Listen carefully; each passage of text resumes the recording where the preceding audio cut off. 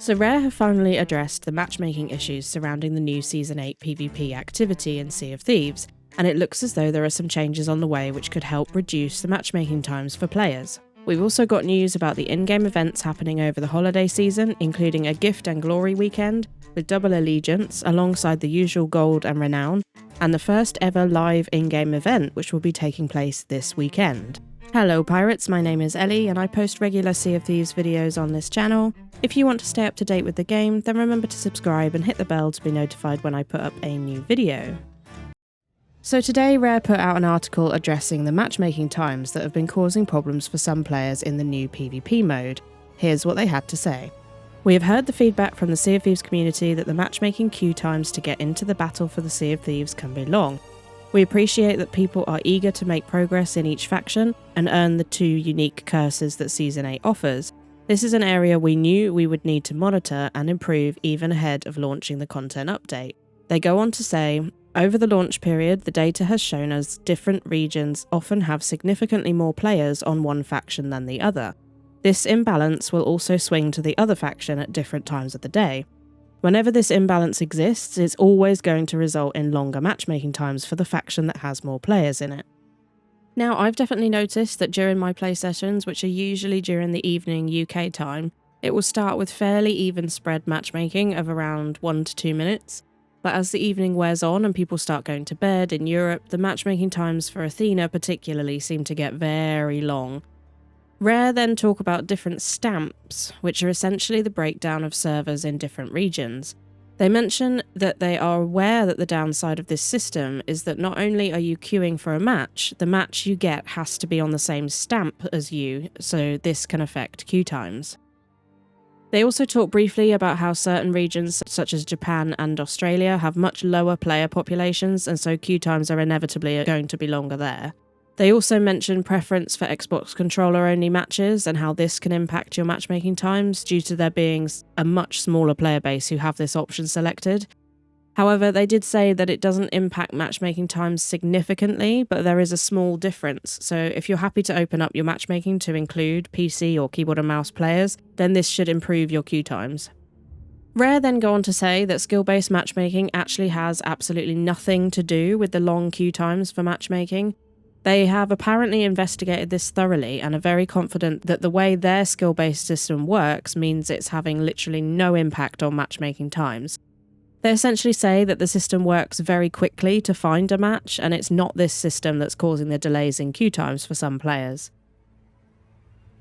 They lastly mention the estimated times which show on the hourglass in your ship, and they reiterate that these are just estimates and that they're not a guarantee of matchmaking time. They're purely based on recent history of matchmaking times for that faction on the stamp that you're playing on, and so obviously they can change.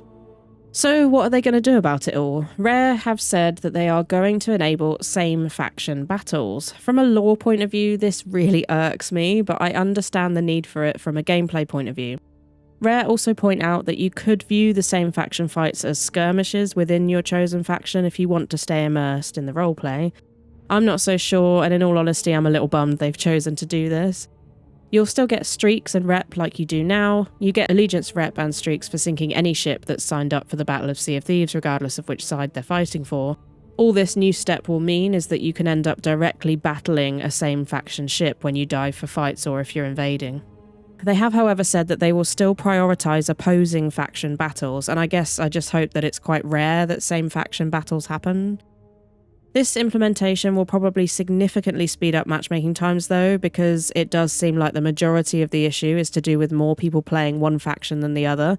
We saw that this was the case when Rare released the stats about how many players had got the new curses in the first week. There were significantly more players battling for the Pirate Lord.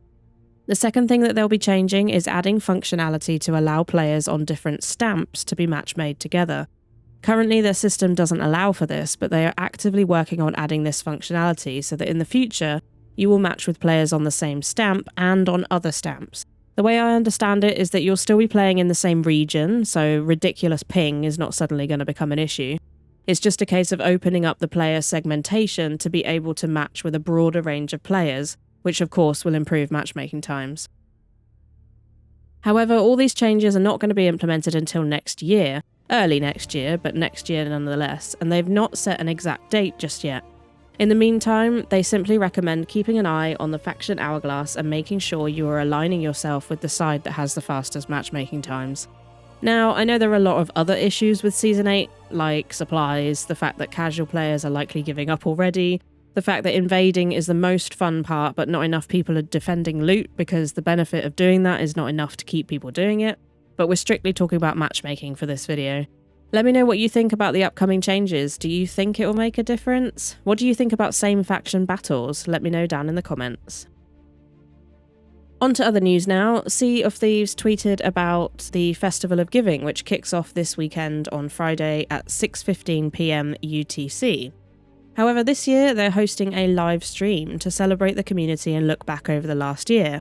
If you happen to be in-game during the Grand Festival of Giving switch-on, you are invited to gather your crew at the tavern on the New Golden Sands outpost to see the switch-on for yourselves. Now, this is very interesting, and I'm fascinated to see how this plays out. The developers are definitely keen to make use of this live in-game changes system that they've developed, and this will be the first attempt at a live in-game change on such a grand scale. I'm very intrigued to see how it will work, and what will actually happen in front of you if you're at the outpost. I'm also intrigued to see how it will work from a griefing point of view, because let's face it, it would suck pretty bad if you gather your crew and you're all having fun and then some idiot comes along and blunders you in the back and you miss all the fun and the changes because you're stuck on the Ferry of the Damned. Hopefully they'll have taken some steps to ensure that this kind of thing doesn't happen.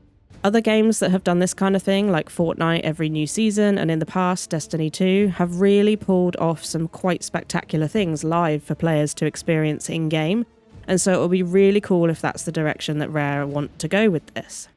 Rare also revealed that the Your Story So Far page on the Sea of Thieves website is available for 2022, and so if you want to see your stats for the year, then head over there and take a look before it's gone. You'll have until January the 11th to do that. Gifts and Glory weekend is going to be running from the 23rd of December until the 26th of December. And this year you'll earn boosted gold, reputation and renown, and for the first time increased allegiance. So Christmas weekend is definitely the time to grind out some battles. You'll also get a free gilded treasure voyage if you log in during the weekend event, and Pirate Legends will get a gilded legendary voyage. You can also expect a Pirate Emporium holiday sale with lots of discounts on seasonal items from the 23rd of December until the 3rd of January. And Twitch drops are also coming in a huge batch starting December 19th and running all the way until the 2nd of January. You can get your hands on the Frozen Horizon clothing and vanity items by watching any Sea of Thieves streamer on Twitch and claiming your drops every hour. Then finally they announced the Grogmanay event, which will take place between the 30th of December and the 2nd of January, where you can take part in activities while under the influence of grog. You'll get a Grogmanay tankard or a new notch in your existing tankard if it's not your first time taking part. So lots to look forward to in Sea of Thieves over the holidays, and certainly I'm looking forward to the live switch-on event the most. Will you be hanging out in the tavern at New Golden Sands to see the festive switch-on? Let me know down in the comments. If you like the video, then please do leave a like and subscribe if you want to stay up to date with Sea of Thieves content. Thanks again for watching, and I'll see you on the seas.